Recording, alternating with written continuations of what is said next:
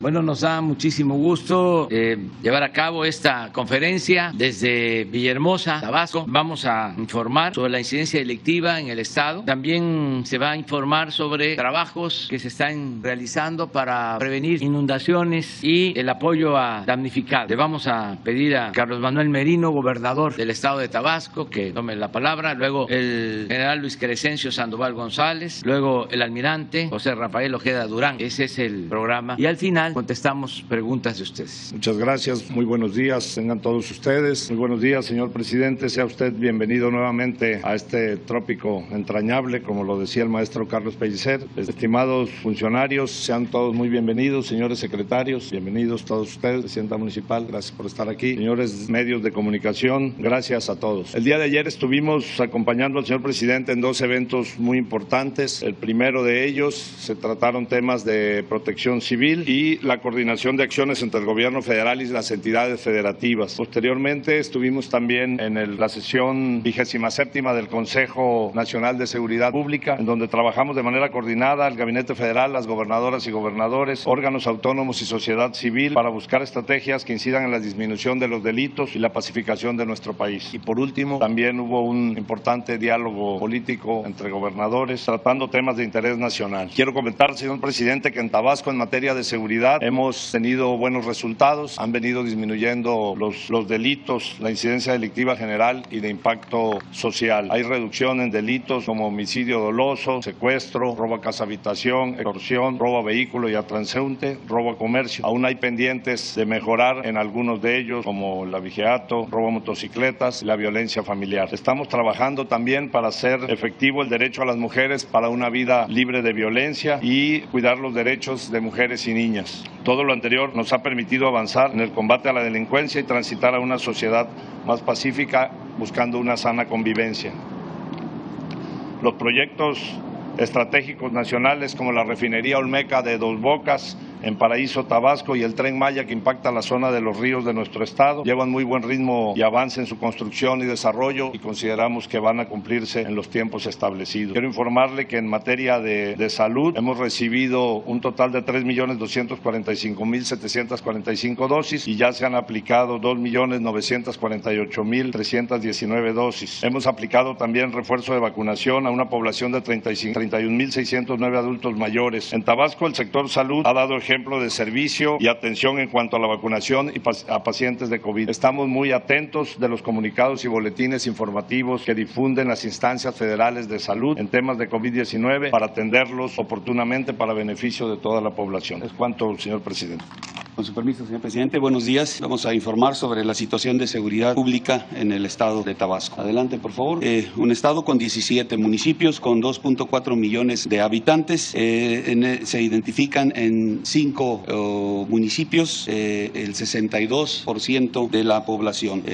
Adelante, por favor. En cuanto a asistencia del señor gobernador a las mesas de seguridad, desde que tomó posesión ha asistido al 97% de las mesas, solamente el 3% en 2 ocasiones. Ha habido un representante de él dirigiendo los esfuerzos de la mesa de seguridad y coordinando todas las instancias de seguridad presentes aquí en el estado. En la incidencia delictiva, aquí podemos observar en la lámina, el primer delito que ubicamos es el secuestro, tiene el 5º lugar con una tendencia hacia la baja, al igual que robo a casa habitación, también una tendencia a la baja, ocupando el 9º lugar a nivel nacional. Homicidios dolosos y extorsión en 13 lugar a nivel nacional, también con la misma tendencia a la baja. Robo de vehículos, de igual forma, tendencia a la baja en 19 lugar. Robo en transporte, aquí es el único delito que tiene una tendencia hacia la alza, y la trata de personas en 27 lugar con una tendencia a la baja. Y el total de delitos de impacto tiene el 11 lugar a nivel nacional, pero también la tendencia es hacia la baja. Vamos a ver cada uno de ellos. El secuestro. Tenemos la información hasta el mes de octubre, que es lo que nos da de datos el Secretariado Ejecutivo del Sistema Nacional de Seguridad Pública, y y en octubre no tuvieron ningún delito de esta naturaleza. En el año llevan solamente 15. La tendencia se puede ver ahí en la gráfica muy bien. El año 2020 tuvieron 32 y ahorita en el 21 únicamente 15. Si bien tiene el quinto lugar, aquí podemos observar que la media nacional es 2.2 y esto es porque también en lo que tenemos de información a nivel nacional ha tenido este delito una reducción importante, más del 60%. El siguiente delito, el robo a casa habitación. En octubre presentaron 139 eventos, llevan en lo que va del año 1.290 delitos y aquí vemos la tendencia, aquí en el acumulado anual vemos la tendencia que tiene hacia la baja el delito de robo a casa habitación. En homicidios dolosos, 23 eventos de esta naturaleza, en octubre, 350 en lo que va del año 2021 y el anterior, en el 2020, tuvieron 508. También se observa aquí la tendencia hacia la baja. En extorsión, 19 eventos registrados en octubre, 89 en lo que va del año, también tiene una reducción, una tendencia a la baja. El robo de vehículos, 111 eventos registrados en octubre, tiene el 19 lugar, tiene un total de 980 delitos en el 2021. El robo en transporte, este es el delito que tiene la tendencia a la baja, aunque tiene a nivel nacional el 19 lugar. Aquí vemos la tendencia en los años, 35 tuvieron en el 2020, 37 llevan en el 21. Es reducida el alza, la tendencia, pero en fin, es el único delito que se ubica en el Estado que tiene esa tendencia. La trata de personas, este delito, bueno, el Estado ocupa el segundo lugar, pero aquí vemos el comportamiento de los eventos de esta naturaleza. Desde el 19 son 2, el 20 3, el 21 2, con una tendencia hacia la baja. El total de delitos de impacto tiene el Estado el 11 lugar, con 1.465 delitos que se presentaron en el último mes que tenemos de información, que es octubre, y el total del año tienen 15.674 delitos. En cuanto a cantidad de homicidios dolosos por entidad federativa, en lo que va de la administración, el Estado ocupa el 21 lugar con 1.466, muy por debajo de la media, y en homicidios dolosos por cada 100.000 habitantes tiene el 13 lugar, también por debajo de la media nacional, tiene 61. En los municipios con mayor incidencia delictiva en lo que es homicidio doloso, robo de vehículos y narcomenudeo, se ubican 6 municipios: Balancán, Cárdenas, Centla, Centro, Comalcalco y Cunduacán, pero en Balancán y Cárdenas son donde se concentran estos delitos. En cuanto a fuerzas de seguridad pública del Estado, tienen un total de 9.408 elementos, de ellos 8.308 son operativos. Aquí tenemos las cifras de la parte estatal con 4.875 elementos operativos, de los municipales 3.433. Tienen, de conformidad al promedio que tomamos como referencia de la ONU, tienen un superávit del 31%. Estas fuerzas trabajan en coordinación con las fuerzas federales de seguridad, donde están representados con Fuerza Aérea y Ejército, un total de personal operativo de 2.310 hombres, de Marina 1.242 y de la Guardia Nacional 1.842. Todos estos efectivos operativos que tienen en total 5.394. Y si unimos las fuerzas estatales, municipales y federales, tenemos un total general de 15.519 y de ellos 13.702 son operativos, gente que está trabajando, adelante por favor, en las coordinaciones regionales que se divide, las coordinaciones regionales de la Guardia Nacional en que se divide el Estado, y son Centro, Macuspana, Cárdenas y Tenosique. Aquí vemos en el mapa cómo se dividen. En cuanto a construcción de las compañías de la Guardia Nacional, aquí en el Estado, en este año, se construyeron 3, en Cárdenas, Teapa y Macuspana. Para el desarrollo que se tiene programado en el 2022-23 de la Guardia Nacional, estamos considerando 3 compañías más de la Guardia Nacional que estarán en Tenosique, en Centro y Huimanguillo, y además una coordinación estatal se tendrá que construir aquí. Adicionalmente, 2 compañías de la Guardia Nacional están en espacios que fueron cedidos o que eran instalaciones utilizadas por el personal del Ejército, hoy en día están empleadas por personal de la Guardia.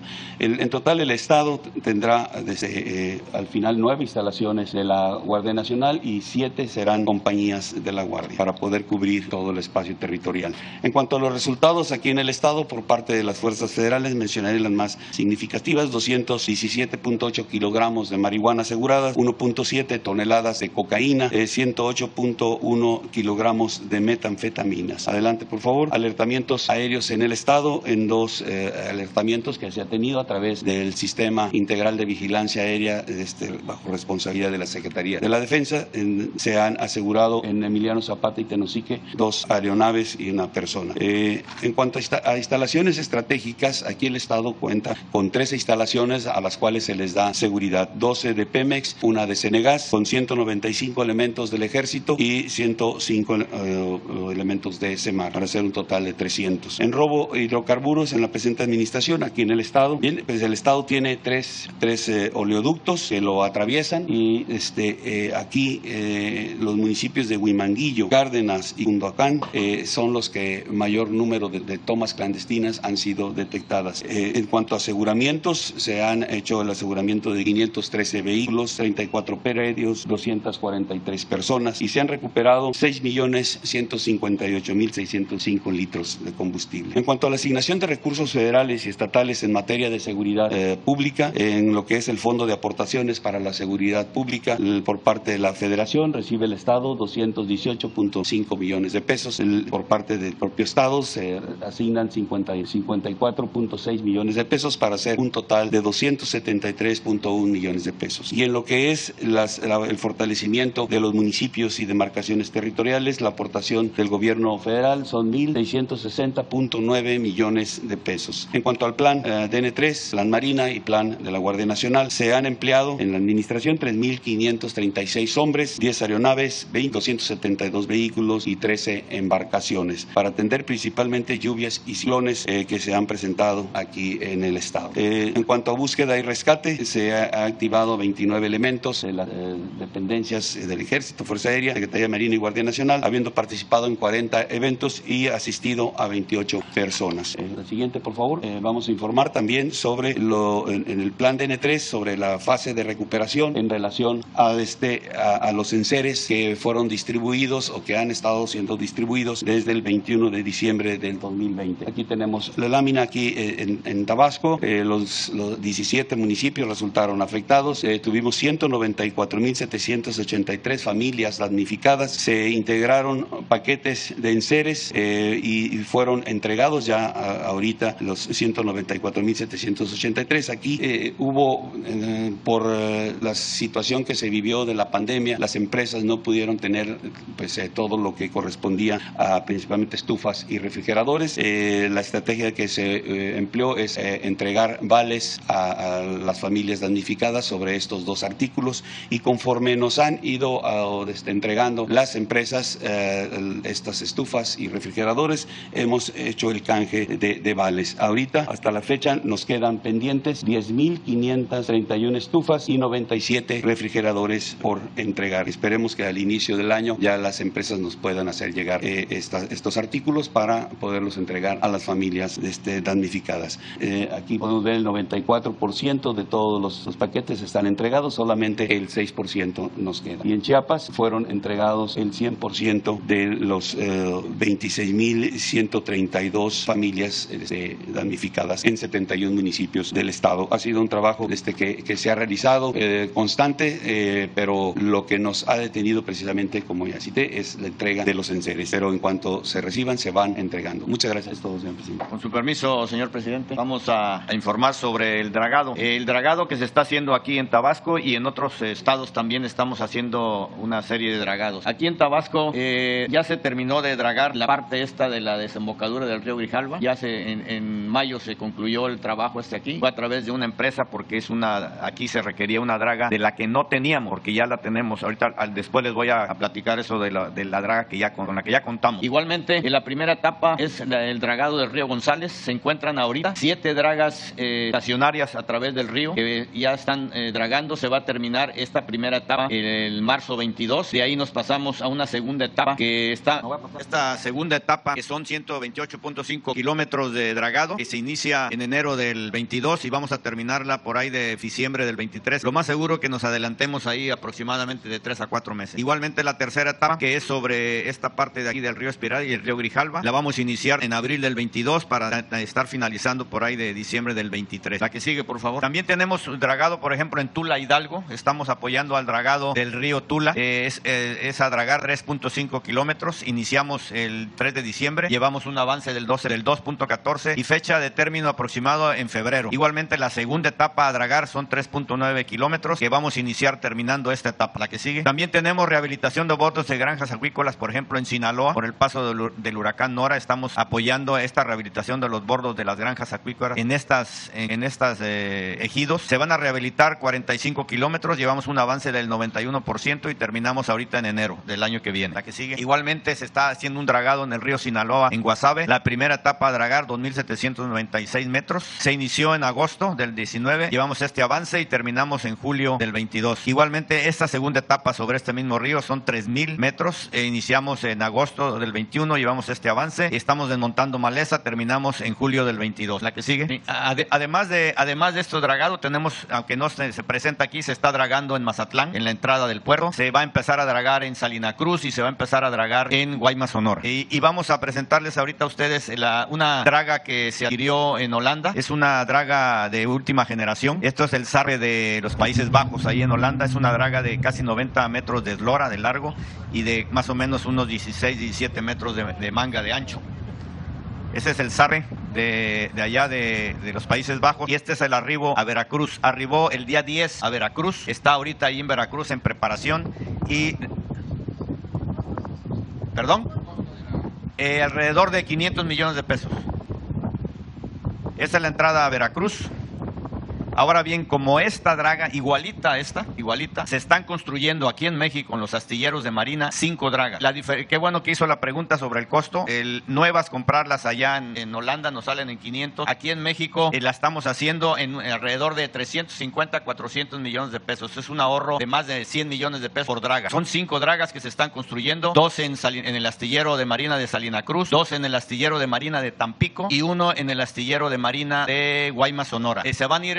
se están haciendo en serie, de manera que para el 22, mediados, finales del 22 va a salir la primera, y de manera que el 23, por ahí de octubre, septiembre del 23, van a estar las 5 dragas ya funcionando. Además, quiero también decirles, porque lo que estamos apostando es que México llegue a ser independiente en el dragado. ¿Qué se hacía antes? Se licitaba a través de empresas extranjeras y se gastaba alrededor, para darle mantenimiento a los puertos en México, se gastaba alrededor de 1.500 millones de pesos por año. Hoy en día, con esta repotenciación que se está haciendo a dragado, que va a ser ya de equipo mexicano, pues no vamos a necesitar ese dinero que se puede utilizar en otras cosas. Eso es lo que le podemos informar. Gracias. Bueno, pues para preguntas, primero, segundo, tercero, cuarto, quinto. Gracias, presidente. Secretarios, buenos días. Gobernador, presidenta. Cindia Cerda de Canal 11, presidente, solo su opinión. Hoy el Instituto Nacional Electoral vota la propuesta de posponer temporalmente el proceso de la revocación de mandato. Hoy se resuelve. Quieren que sea hasta que la Corte avale esto. Siguen argumentando pues ese boquete que les hace falta para realizarla, de aproximadamente 2/3 partes del costo. Siguen argumentando esto. ¿Qué implicaciones tendría esta postergación, presidente? ¿En qué afectaría? Pues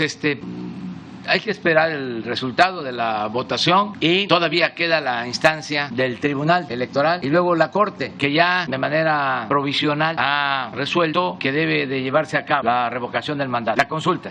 Eso yo creo que es lo más importante, que el Poder Judicial, en este caso la Corte, haya decidido que debe de celebrarse la consulta. Lo demás no deja de ser secundario. Si tienen dinero, no tienen dinero, si van a poner suficientes casillas o pocas casillas. Aquí el tema de fondo es que se va a establecer el precedente histórico, lo quieran o no lo quieran, de que el pueblo va a ejercer su derecho a la revocación del mandato. El pueblo, que es soberano, pone y quita. Y había la mala costumbre de quedarnos solo en la democracia representativa y muy conchudamente apenas estaban eligiendo al gobernante y ya se sentía intocable, aunque cometiera actos autoritarios de corrupción, había que aguantarlo 6 años, dañando al país, dañando al pueblo. Ahora nadie se va a poder sentir absoluto y ojalá y esto se aplique en todos los niveles para que nadie se sienta absoluto en ningún nivel de la escala y que siempre el pueblo tenga las riendas del poder en sus manos. ¿Te portaste bien? Te apoyamos para que sigas. Te portas mal, para afuera. Es muy importante el presidente histórico. Deberían de estar promoviendo los del INE este método democrático, la democracia participativa, porque la democracia no se agota nada más en el día de la elección constitucional. Es una forma de vida, pero son muy conservadores los que están en el INE. A lo mejor me equivoco y hoy nos dan la sorpresa. Pero está... Es que se ha recorrido como dirían los jóvenes. Bueno, no, está muy difícil. Exactamente, estaba programada primero para marzo, ahora está en abril, y si se recorriera más, ¿afectaría en algo? ¿Cree que se desincentive la participación? No, porque ya la Corte resuelve que se tiene que llevar a cabo. Ya son chicanadas. Son tácticas dilatorias, parecen abogados huizacheros, pero el fondo ya está resuelto, queda lo que nos importaba. Y fíjense, así que, como diría el finado Juan Gabriel, las vueltas que da la vida. Los partidos opositores, incluidos los que están de consejeros, antes hablaban de la democracia participativa, de la consulta, del referéndum, del plebiscito, de la revocación del mandato, y de repente cambian por completo, porque no son auténticos demócratas, fingen ser demócratas. Gracias, presidente. En un segundo tema, después de que ayer fue la convocatoria pues plena, ¿no?, satisfactoria de todos los gobernadores que asistieron, solamente el de Jalisco no, pero la representación del Estado estuvo en esta Conferencia Nacional de Gobernadores, pues ¿usted cree que ya está desaparecida, desvanecida o prácticamente muerta la Alianza Federalista? ¿Cómo ve usted ese cambio radical de los gobernadores que se oponían y que ahora pues ya le reconocen a usted los esfuerzos en materia de seguridad? Y pues ayer lo vimos con sus declaraciones. Pues no voy a polemizar sobre eso. Creo que en su momento los gobernadores consideraron que era importante el agruparse para pedir un cambio, sobre todo en la ley de coordinación fiscal, por la distribución del presupuesto. Sin embargo, me da mucho gusto y ayer se demostró que se mantiene la unidad de los gobernadores y de todo el gobierno de la República, por lo que corresponde al Poder Ejecutivo. Eso es muy bueno, porque a los ciudadanos les gusta, les importa mucho que haya unidad. Nos podemos estar peleando por cualquier cosa, pero en temas como seguridad, la gente quiere que nos pongamos de acuerdo, que trabajemos de forma coordinada para que se actúe con eficacia y se garantice la paz, la tranquilidad. Son asuntos de interés general que van más allá de las diferencias personales, por legítimas que sean. Entonces, yo creo que fue una muy buena reunión, fue un acuerdo de unidad nacional, y no estuvo presente el gobernador de Jalisco porque nos informó que tenía un compromiso familiar, pero que iba a asistir en su representación al secretario de gobierno, y en efecto no está en Jalisco, por eso no pudo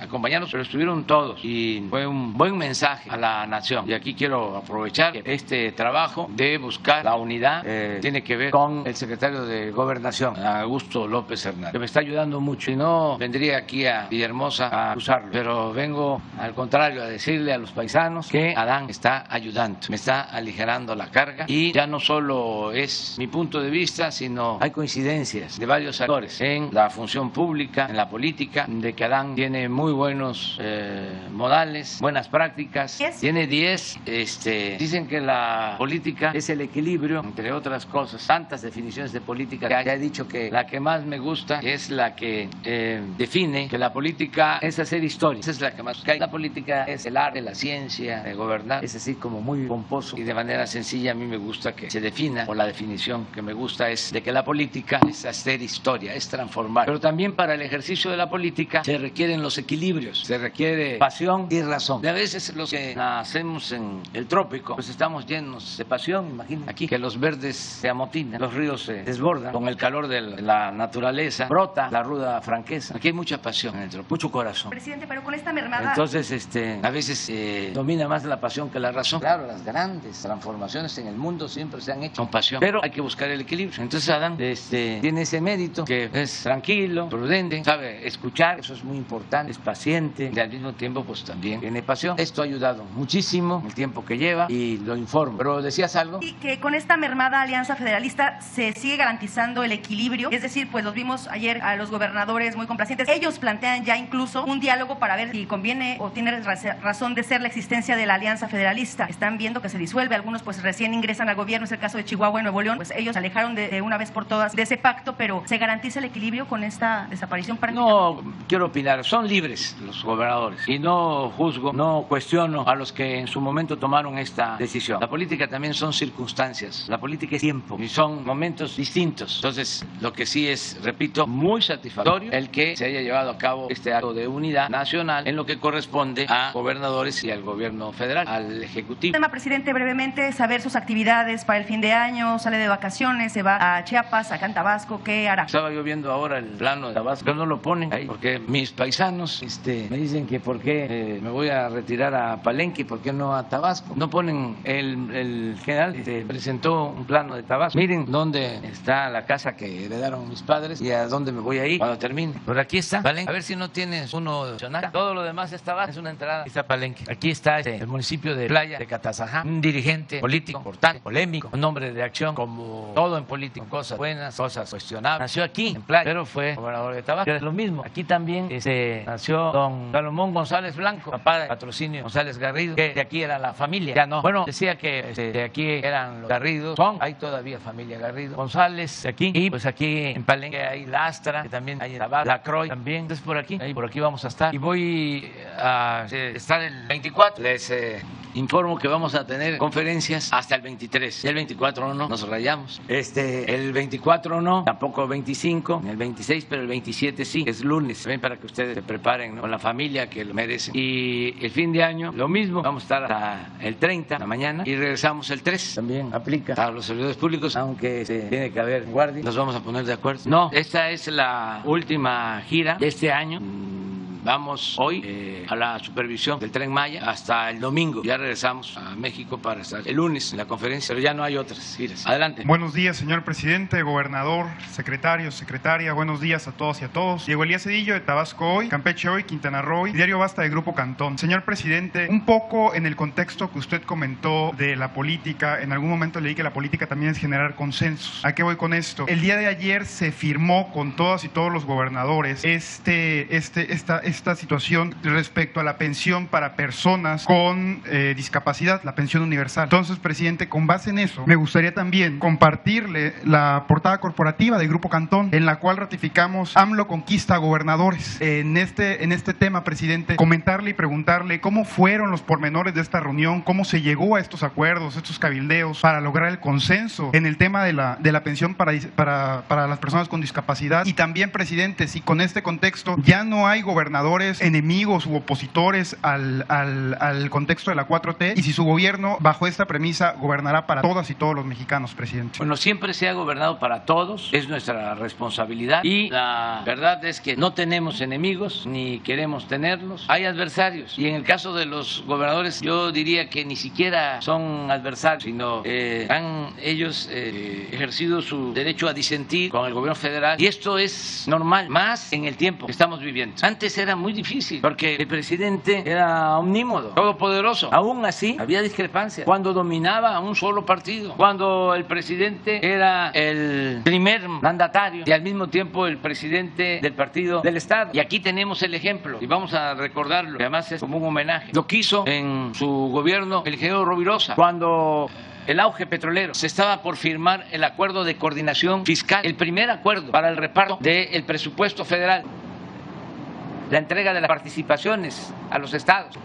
Y él pidió un trato especial para Tabasco, porque en ese tiempo Tabasco producía o se extraían de Tabasco alrededor del 60% de todo el petróleo de producción nacional, el 60%, y no se dejaban beneficios. Se le tenía que dar un trato especial a Tabasco. Bueno, a pesar que hubieron presiones fuertes, estaba Díaz Serrano, director de Pemex, muy amigo del presidente López Portillo, David Ibarra, secretario de Hacienda, y el ingeniero se resistió a firmar. Fue el único gobernador que no firmaba el acuerdo nacional de coordinación. El primero es vigente, claro, con modificaciones, pero fue cuando se toma la decisión de que los estados renuncian a su derecho a cobrar impuestos y le trasladan esa facultad a la federación para que la federación cobre los impuestos y entregue participaciones de esa recaudación a las entidades federativas. Ahí surge esa ley de coordinación fiscal. ¿Qué sucedió? Amenazaron fuerte y el gobernador Rovirosa también planteó que se iban a parar. Al final, para beneficio de Tabasco, se le dio un trato especial al estado y por muchos años Tabasco Tabasco obtuvo el primer lugar en participaciones por habitante. Claro, llegaron otros gobernadores, ya no con la misma firmeza, y empezaron a ceder y le quitaron a Tabasco todas las participaciones. Ahora pues es distinto, ya no hace falta que se amparen porque se está invirtiendo mucho en Tabasco. ¿Hay trato especial para Tabasco, presidente? Sí, porque Tabasco le ha dado mucho a la nación. Imagínense cuánto petróleo han extraído de Tabasco. Y además petróleo de la mejor calidad, Olmeca, un súper ligero, que ya ni requiere refinación prácticamente. Ahora hay unas plantas de refinación que producen poco, pero que se pueden instalar siempre y cuando procesen petróleo ligero, que es el que se produce en Tabasco, no es petróleo pesado. Entonces Tabasco, Campeche, Veracruz, Chiapas, pues están siendo atendidos como nunca. Cambió completamente el perfil de inversión federal a los estados. Nunca se había invertido tanto en el sureste como ahora, porque estaba muy desnivelado. Lo único que crecía era Quintana Roo, y eso el norte de Quintana Roo. Cancún no era lo mismo, o Tompe Blanco, o Morelos, o Felipe Carrillo Puerto. El sur de Quintana Roo también abandonado. Todo Campeche. También extrayeron muchísimo petróleo de Campeche, siguen extrayendo muchísimo petróleo. Ahora, imagínense lo que es una inversión en el caso de la refinería de alrededor de 160,000 millones de pesos. En esta hora, la refinería están trabajando cerca de 30,000 obreros. Tabasco está, de acuerdo a la información del INEGI, en los primeros lugares en creación de empleos. Están llegando a trabajar de otros estados. Cuando durante todo el periodo neoliberal era lo opuesto, tenían que irse los tabasqueños a buscar trabajo a Cancún. Ahora es distinto. Pero lo mismo en Campeche. El Tren Maya es una inversión de alrededor de 150,000 millones de pesos. ¿Cuándo se habían visto esas inversiones? Y no deuda, presupuesto. Ya las empresas que están a cargo de la construcción del tren, en la refinería, en las obras del istmo, ya tienen alguna dificultad para conseguir fuerza de trabajo, cosa que no sucedía. Pero es justicia al sureste, y esto lo entienden en el norte y lo entienden en el centro, porque ¿cómo se desarrolló el norte? ¿Cómo se desarrolló el centro? En buena medida, pues, de los ingresos del petróleo, que llegaron a significar por más de 2 décadas el 40% del presupuesto nacional se obtenía de los ingresos del petróleo, de lo que se extraía de petróleo en Tabasco, en Chiapas, en Campeche. 40% del presupuesto nacional que se distribuía en todo el país. Entonces ahora, pues la gente del norte, del centro, además no se ha desatendido el norte, se sigue apoyando el norte. Ustedes van a Reynosa, van a Matamoros, a Nuevo Laredo, van a Ciudad Juárez, y la gasolina está en 14 pesos el litro. Si aquí está en 20, ya está en 14, 15 pesos, 5 pesos menos. Porque desde que llegamos se aplicó un programa especial para la frontera. El salario mínimo en la frontera es mucho más que el salario mínimo en el resto del país. Ha aumentado el salario mínimo desde que llegamos al gobierno en la frontera más del 100%, más del doble. Entonces se atiende el norte, se atiende también el Bajío, el centro y el sureste.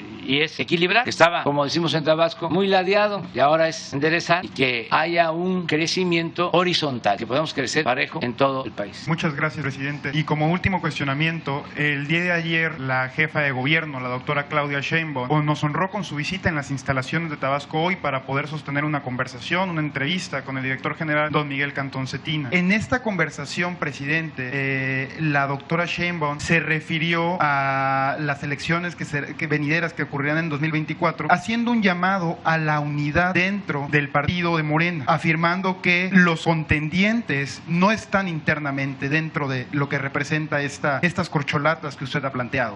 ¿A qué voy con esto, presidente? La jefa de gobierno destacó que los contendientes están afuera del partido, no internamente. Ante toda esta jiribilla, si me permite el término, que se ha generado bajo las próximas elecciones, ¿cuál sería su opinión, presidente, al respecto de estos comentarios de la jefa de gobierno, destacando que hay que unir fuerzas dentro de la 4T y hay que unir fuerzas por México y por el presidente? Gracias. Bueno, yo creo que si los gobernadores asistieron ayer a este encuentro, es porque nosotros hemos actuado de manera muy respetuosa y hemos sabido diferenciar lo partidista de la función del gobierno. Por lo mismo, yo no quiero meterme en cuestiones de partidos. Ayer hablé de que tengo licencia en Morena porque represento a todos los mexicanos. Entonces, vengo de un movimiento al que pertenecemos mucho, pero tengo una encomienda, tengo un encargo y es el que estoy cumpliendo. Por eso no puedo opinar. Ojalá y se siga consolidando la democracia en México, que eso es lo más importante de todo. Todos los mexicanos, de acuerdo a la Constitución, tienen derecho a votar y a ser votados. No hablo de eso.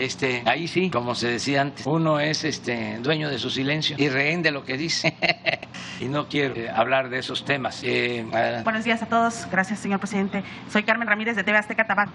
Presidente, este viernes vence el plazo para que la base petrolera se registre en la plataforma de Sirvolab y se obtenga el padrón de los petroleros activos de acuerdo con los lineamientos emitidos por la convocatoria nacional a la dirigencia del STPRM. El cuestionamiento es ¿qué información tiene sobre el procedimiento debido a que apenas el miércoles 15 de este mes se abrió el registro del calendario? Marcaba que el registro se había de estar realizando desde el 7 de diciembre. Presidente, usted comentó que se había llegado a un acuerdo, que las elecciones serían en voto electrónico. Finalmente se van a terminar en una votación en urna. Esto no daría lugar a las viejas prácticas sindicales, aun cuando hay aspirantes que llaman a la unidad y que la base petrolera ha denunciado irregularidades desde la emisión de la convocatoria. Si me permite hacer una segunda pregunta. Pero yo no tengo la información de que no vaya a ser por teléfono. ¿Tú tienes información? Sí, es por teléfono, no es por mesa. Hay un dispositivo para que los trabajadores... Sí, es una aplicación, pero lo que me refiero es que no tienen que asistir a ninguna asamblea ni a ninguna casilla. Lo pueden hacer por su teléfono. Y sobre las irregularidades que han denunciado los petroleros... Pues hay que atenderlas, pero es muy importante, muy importante, el que todos los trabajadores sepan que pueden votar con libertad, en secreto, que depende de ellos. Juárez repetía mucho una frase bellísima de Hidalgo, porque Hidalgo, además de ser un auténtico luchador social, defensor de los humildes, el que proclama la abolición de la esclavitud, era un hombre culto y decía, quien desee, quien quiera ser libre, lo será. Mi Juárez usaba mucho esa frase de Hidalgo, quien desee ser libre, lo será. Entonces, si eres trabajador petrolero, te toca decidir, y lo puedes hacer, porque no va a haber ninguna represalia, porque nadie se va a enterar por quién votaste, porque no es como antes de que a mano alzada o está la casilla y tienes que presentar tu ficha y ahí te están viendo. Entonces, hay esa libertad. Yo hago un llamado a todos los trabajadores petroleros que ejerzan su libertad. La libertad no se implora, se conquista, y no hay que tener vocación esclavista, no hay que ser vasallos, hay que ser ciudadanos, pero ciudadanos de verdad, no ciudadanos imaginarios. Ahora se puede. Entonces, no sé cuántos candidatos se inscribieron, que revise quiénes son, de dónde vienen, y ahí, libremente, lo que les dicte su conciencia. Eso es lo que se puede hacer. Más no podemos, porque sería pues una imposición del gobierno, sería caer en lo mismo de antes, bueno, peor, porque antes imponían a los líderes y hacían fraudes, esgrimiendo de que eran fraudes patrióticos, que tenían que salvar a la patria porque si no podía llegar alguien que significaba un peligro para mí. Entonces, ahora no, el que deseen los trabajadores puede ser el dirigente, no hay favoritos, es libre completamente. Pero sí hay que informar más de que lo pueden hacer y que también ningún rumor de que vas a votar pero te van a estar checando, te van a estar viendo. Así era antes, cuando nosotros estábamos en la oposición. Llegaban a decir a la gente, ten cuidado porque nos enteramos, tenemos un satélite contratado en donde vemos cómo marca y cosas así, pero ya andamos en esos tiempos. Entonces, ojalá y sea totalmente libre y que se respete el resultado. Y el que no triunfó, ya lo dije también a la primera, que siga adelante. Este es el sistema. Y ojalá, pues, ¿cuándo es la elección? Empiezan, ¿no? No, ya están las elecciones seccionales. No, pero la 31 de enero. Hay tiempo para estar, porque informando, para que también la gente, los trabajadores se acostumbren o sepan de que existe este instrumento. Presidente, en Tabasco hay mucha inquietud sobre el descuento la aplicación, del ISR al aguinaldo de los trabajadores al servicio del Estado. Ellos preguntan si efectivamente se va a seguir aplicando debido a que pues representa un golpe para su bolsillo, ya que esta prestación de fin de año pues la esperan con mucha anhelación. Entonces, esa es una de las preguntas. Y la última sería si en 2022 se va a aumentar el salario a las fuerzas de seguridad en todos los estados. A ver, sí, no tenemos ahorita contemplado aplicar descuentos de ese tipo. Sí, ya los vamos a atender. Ya recibimos esa queja ayer, en especial de alguien de ICER. Sí, vamos a platicar con ellos para ver esto que se pueda arreglar satisfactoriamente. La pregunta que le hacía, presidente, si se va a aumentar el salario para las fuerzas de seguridad en todos los estados el año que viene. Sí, van a haber aumentos en todos los casos, sobre todo considerando la inflación y en otros casos un poco más de la inflación. Ya el salario mínimo aumentó 22% y lo mismo tenemos que hacer en el salario de los servidores públicos. Pero bueno, esto corresponde a cada uno de los niveles de gobierno. En el caso de la Federación tiene que haber aumentos en todos los casos. En el caso de Tabasco estaba pendiente el aumento a los policías. ¿Todavía se está analizando? Yo creo que sí van a haber aumentos, ¿no? Ya estuvo, fíjate. No, eso no podemos decirlo, eso no se acordó ayer, porque son situaciones distintas en los estados. No hubo un acuerdo en ese sentido. Lo que sí se acordó es mejorar la situación de policías. Se acordó incluso que van a haber recursos adicionales para seguridad pública, es para policías, ¿no? A ver, ¿y de dónde son los? Con su permiso, señor presidente, dos cosas. La primera es una situación en la que sí participan los gobiernos de los estados para mejorar sustancialmente los salarios de los policías en aquellas entidades en donde el salario está abajo de una situación que tiene un promedio, digamos, a nivel nacional. Yo quisiera que posteriormente les explicáramos exactamente en qué consiste y cómo están la situación de los salarios en todos los estados. Esa es una situación de una recomendación atenta, respetuosa y en la que los gobernadores estuvieron de acuerdo con el respeto a la autonomía de los estados, dado que el Secretariado Ejecutivo es una instancia que se encarga precisamente de eso, de saber cómo está cada entidad en varios aspectos. Uno es el aspecto de los salarios, la dignificación. El otro es la certificación, en donde cada día los estados están avanzando en que todos los policías municipales y estatales tengan la certificación debida y tengan el certificado único policial, en donde se ha avanzado en esta administración en estos 3 años. Y el último al que usted se refiere y al que nos instruye el presidente de dar esta información tiene que ver con una utilización de 2.700 millones de pesos, alrededor de esa cifra, para el equipamiento de los municipios en donde hay un incremento o hay homicidio doloso por encima del promedio del país, digamos. Entonces, en donde se ha incrementado ese delito, necesitamos reforzar el equipamiento policial y en algunos otros municipios en donde hay algún tema de este tipo. Entonces, es importante señalar que los 2.700, poco más de millones de pesos, proceden de la comisión de diversos delitos, como es el delito de extorsión. Entonces, ese equipamiento va a tener en algunos municipios este beneficio que nos fue instruido por el presidente de México. Eso era lo que quería decir. Buenos días, señor presidente. Armando de la Rosa, del Diario de Tabasco, y también pues conduzco el programa de radio Nuestra Ciudad en 97.3.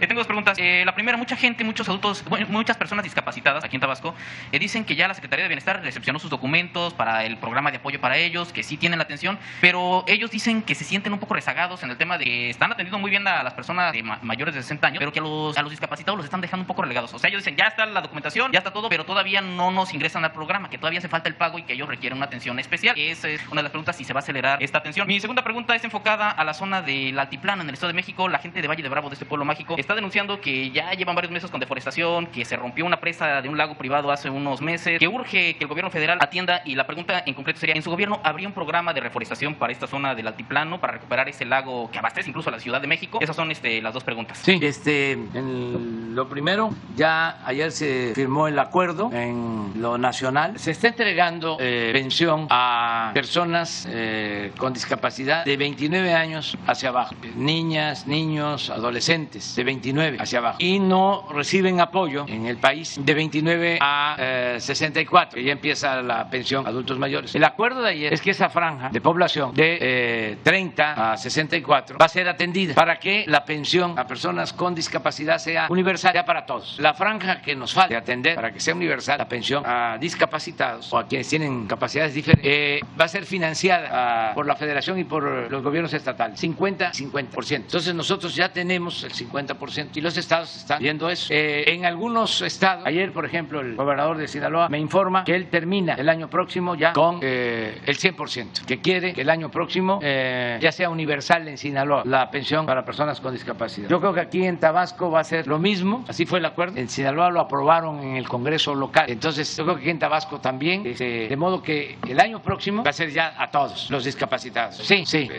y va a llegar a todos los discapacitados y se va a volver universal, como el de adulto mayor, que ya es universal, es para todos. En cuanto a tu pregunta sobre Valle de Bravo, vamos a tomar en cuenta lo que estás planteando. Ahí pues hay muchos bosques que hay que conservar, hay que cuidar. Una de las características del Estado de México son sus bosques. Yo creo que es la entidad federativa con más bosques y se tienen que cuidar. Además, los bosques de esa zona del Estado de México, muy cercana a Michoacán, son los bosques de la mariposa monarca, que hay que cuidarlos porque eso es único, es un recurso natural bellísimo que se tiene que proteger. Son santuarios que tienen que cuidarse. Incluso ahí hay algunas protestas porque se está sembrando aguacate. Y sí, el aguacate tiene mucha rentabilidad, mucha demanda en Estados Unidos, pero no se quiere que para sembrar aguacate se tumben los pinos, las especies de pinos que son santuarios de las mariposas monarcas. Hay que buscar ahí un equilibrio y hay que cuidar mucho esa zona. No está aplicándose como en otros estados el programa Sembrando Vida. Ese puede ser una opción, una alternativa de reforestación. Este programa Sembrando Vida, que se aplica en más de 20 estados del país, es el programa de reforestación más importante del mundo. Es un orgullo decirlo. En ningún país están invirtiendo 1.300 millones de dólares al año para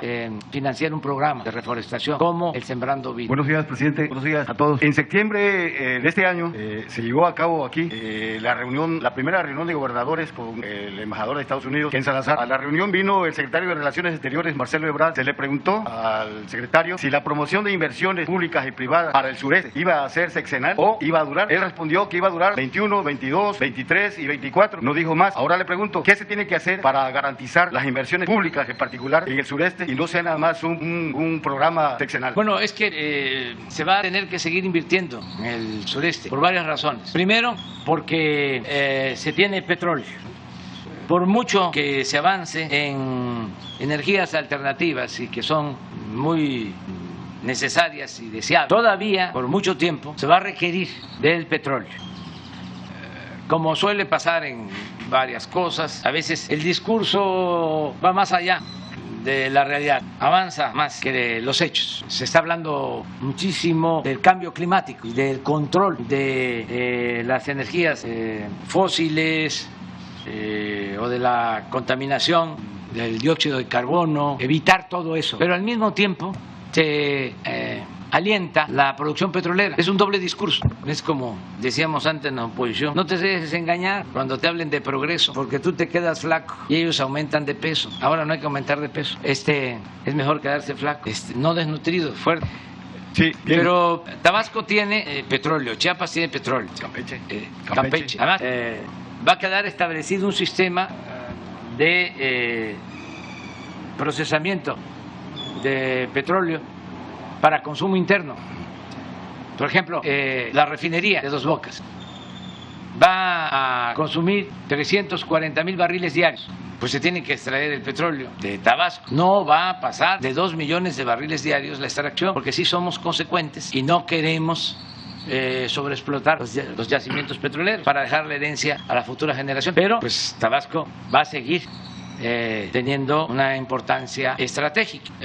Luego el Tren Maya, el turismo que llega al país, es un gran potencial que se tiene en cuanto al turismo. Lo otro es que los puertos del Golfo van a reactivarse mucho al futuro, porque no estamos manteniendo relaciones comerciales con el este de Estados Unidos. Todo el comercio con Estados Unidos, a pesar de que somos el principal socio comercial de Estados Unidos, pues Estados Unidos es nuestro principal socio comercial, toda la relación es hacia el oeste, es California, es ni siquiera todo Texas, una parte, pero se va a estar comercializando más con la costa este. Acabamos de estar en Coatzacoalcos y eso tiene mucho futuro. Están empresas construyendo barcos muy grandes, donde suben 2 trenes arriba del barco, 135 vagones con carga en Coatzacoalcos, y en 3 días los están bajando en Alabama.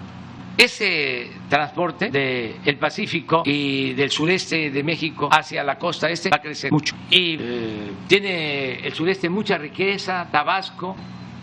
Yo pienso que no van a poder detener el crecimiento del Estado. Además, hay ya en todo el país un cambio de mentalidad, hay una revolución de las conciencias. Ya no se va a permitir que se abandonen los estados del sureste como sucedía antes. La gente ya no lo va a permitir. Va a ser muy difícil que den marcha atrás a lo que se está logrando. Además, estamos blindando muchas cosas. Por ejemplo, el Tren Maya y los aeropuertos van a pasar a ser administrados, manejados, van a la custodia de la Secretaría de la Defensa, para que no vengan, y sería muy remota esa posibilidad, pero de todas maneras no vengan los privatizadores, ¿no?, a desincorporar, así le llaman, y empiezan a entregar otra vez bienes, ¿no?, del pueblo y de la nación. El Istmo, el manejo del puerto de Dos Bocas, la vía nueva del ferrocarril de Dos Bocas a Estación Chontalpa, la rehabilitación del ferrocarril de Palenque a Coatzacoalcos, el puerto de Coatzacoalcos, la vía de Coatzacoalcos a Salina Cruz, el puerto de Salina Cruz, los 10 parques industriales del Istmo, la vía de Ixtepec a Tapachula, que son más de 400 kilómetros, el puerto Chiapas. Todo eso lo va a manejar una empresa de la Secretaría de Marina. De modo que vamos a dejar escriturado como bienes de la nación todas estas obras para que no se puedan revertir y se desintegren estas cadenas productivas. Ese es el propósito. No va a ser fácil, de modo que va más allá del 24. Esto ya quedó, esto ya se sentaron las bases para el desarrollo. Nunca más se va a abandonar el sureste. Bien, antes me voy a presentar. Luis Enrique Martínez, el diario Rumbo Nuevo, el diario de la vida tabasqueña, que con 78 años pues es el decano del periodismo en Tabasco. Ahora bien, la segunda pregunta es, y usted sabe de historia, y sabe lo que pasó en 1952, y como nos ha reiterado de que a partir del 24 va a convertir su pecho en bodega, quiero preguntarle, aprovechar la oportunidad para preguntarle, ¿le gustaría que el 1 de diciembre de 2024, aunque sea una obviedad, pero se la pregunto, ¿le gustaría entregarle la estafeta a un tabasqueño?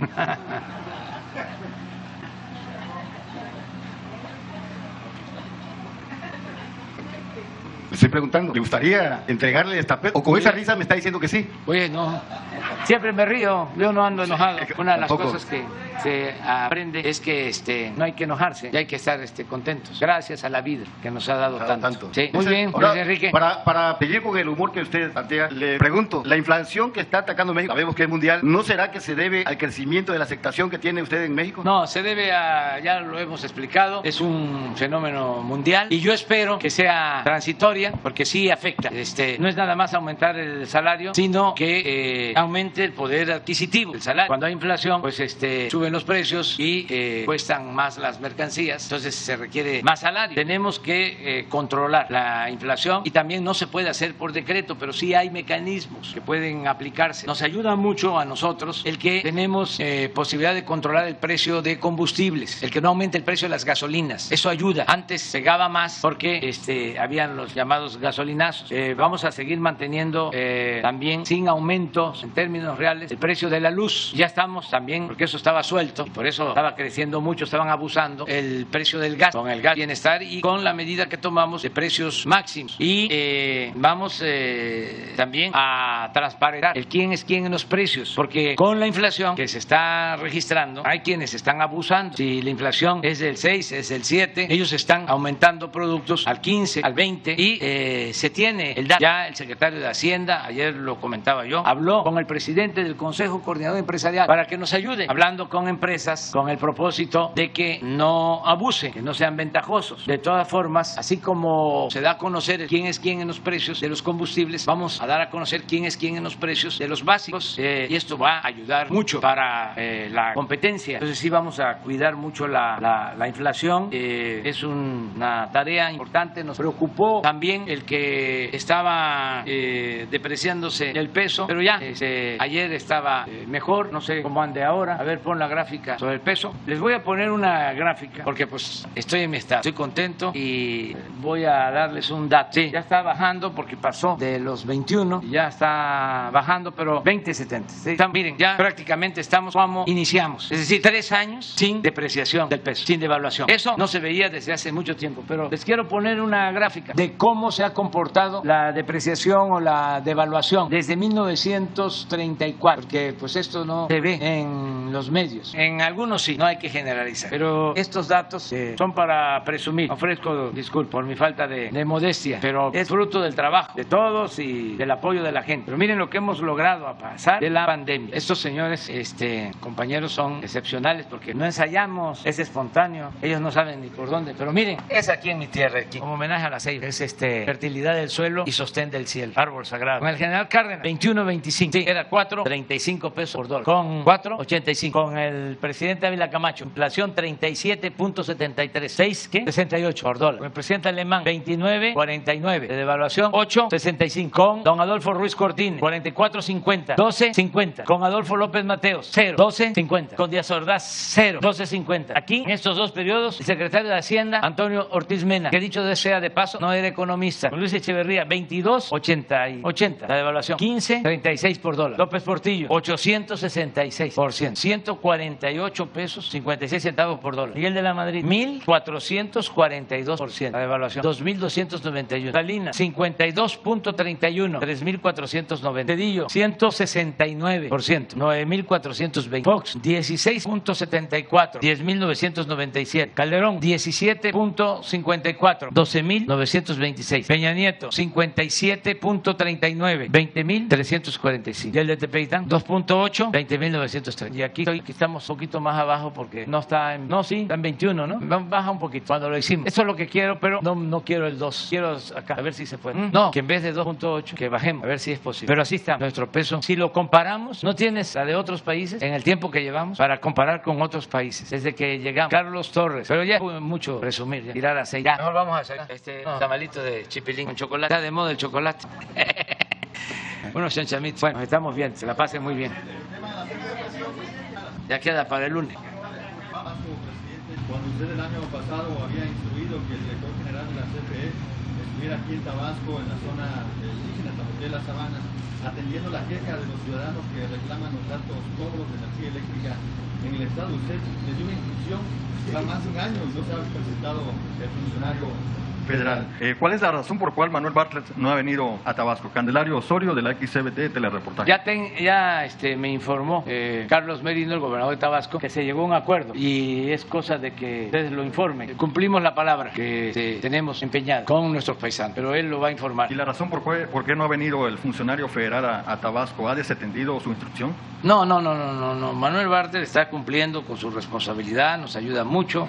Es un servidor público eficiente, ha estado últimamente, ya lleva algún tiempo, siendo muy cuestionado porque él es de los promotores y yo apoyo la reforma eléctrica. Entonces hay quienes no lo ven con buenos ojos y lo cuestionan mucho, pero es un funcionario público responsable y quiere mucho a Tabasco porque su padre fue gobernador de Tabasco, él es tabasqueño, su papá estuvo de juez en Puebla y ahí nació Manuel Bartlett, pero los jueces de distrito, los que trabajan en el Poder Judicial lo saben, como también los militares, marinos, pues tienen que estar en distintos lugares, pero su papá, Manuel Bartlett Bautista, estudió en el Instituto Juárez. Y la historia del Instituto Juárez, hoy Universidad Juárez Autónoma de Tabasco, es extraordinaria porque los tabasqueños siempre hemos sido liberales. Aquí no pudieron los invasores franceses asentarse porque se les expulsó en la batalla de Caguatal y Gregorio Méndez, un liberal extraordinario tabasqueño, un ejemplo, hombre que se dedicaba al comercio, nos invaden y él deja sus actividades particulares y encabeza el movimiento, él con Andrés Sánchez Magallanes, para expulsar a los franceses y dominaba Maximiliano en todo el país, menos en Tabasco. Y entonces cuando se triunfa, cuando se restablece la República, se restaura la República, el presidente Juárez en premio a Tabasco, en recompensa a Tabasco, decide que los bienes de una hacienda que tenía el clero en Tacotalpa, la venta de esos bienes, se dedicaran a la educación y con esos recursos se fundó el Instituto Juárez, esos fondos de bienes expropiados al clero. Y en ese instituto se formaron políticos extraordinarios, escritores, lo que hoy es la Universidad Juárez Autónoma de Tabasco. El maestro Santa María, extraordinario. Ayer recordaba yo de que en el gobierno del maestro Santa María, el otro grande de Tabasco, Carlos Pellicer, fundó el Parque La Venta de las Piezas Olmecas, que es uno de los parques arqueológicos más bellos del mundo, y también el Museo Tabasco de la cultura maya, los dos museos, el de la cultura madre, de la cultura olmeca, y el Museo Maya. Pero pero siendo gobernador el maestro Santamaría, que aunque se peleaba con el maestro Pellicer, como era un hombre culto, como el maestro Pellicer, se entendieron al final y le dejaron esa herencia a Tabasco. Todo esto del Instituto Juárez. El papá de Manuel Bartlett también se formó en el Instituto Juárez. Sí, aquí me está soplando Adán. El papá del licenciado Bartlett donó el terreno donde está actualmente la Universidad Juárez Autónoma de Tabasco. Entonces, sí, hubo lo que ya ustedes conocen, que salió el papá del licenciado Bartlett, hubo un movimiento de protesta y tuvo que dejar la gubernatura. ¿Saben quién vino a buscar, como se acostumbraban en aquellos tiempos? Gustavo Díaz Ordaz, que era en ese entonces oficial mayor de la Secretaría de Gobernación. Y entró un general, Rico de los Llanos, hizo un buen gobierno, un general que había sido, nada más que no revisaron bien el expediente, pero había sido enriquista, opositor, y él fue gobernador y hizo muy buen trabajo. Entonces se piensa que si no viene el licenciado Bartlett es por eso. No es una concepción equivocada. Él le tiene mucho afecto, mucho amor a Tabasco, pues es la tierra de su padre, su madre veracruzana, y él nació en Puebla. Además, su papá tiene otra cosa histórica.